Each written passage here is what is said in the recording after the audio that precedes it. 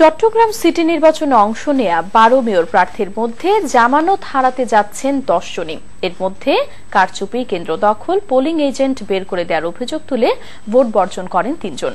তবে তা অস্বীকার করে বিএনপির সাংগঠনিক দুর্বলতাকে দায়ী করলেন আওয়ামী লীগের প্রচার ও প্রকাশনা সম্পাদক ড হাসান মাহমুদ। প্রতিনিধি রাজীব সেন প্রিন্সের পাঠানো তথ্যচিত্রে ডেস্ক রিপোর্ট।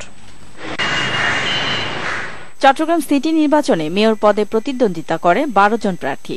প্রাপ্ত ফলাফলে ভোটের 8 ভাগের 1 ভাগ না পাওয়ায় নির্বাচনী আইন অনুযায়ী জামানতের 50,000 টাকা হারিয়েছেন 10 মেয়র প্রার্থী।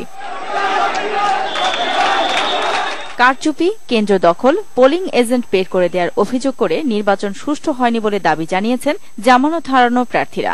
এই নির্বাচনটা পুরোপুরি নির্বাচন কমিশনার সাহেব স্থগিত করে দেওয়া দরকার। তাহলে আমার মনে হয় মানুষ উনি যে সত্যিকার একটা কিছু দিতে চেয়েছেন এই রেজাল্ট ওনার মুখ থেকে পাবে।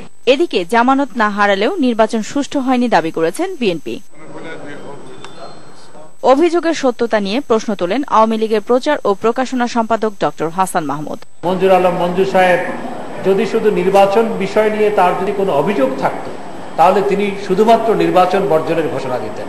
প্রকৃতপক্ষে তার অভিযোগের আঙ্গুল বিএনপির দিকে, কারণ বিএনপি তাকে সহায়তা করেন। ডলি সাজ্জাদ, মোহনা, ন্যাশনাল ডেস্ক। সংঘর্ষে 3 পুলিশ সদস্য গুলিবিদ্ধ সহ আহত হয়েছে 10 জন।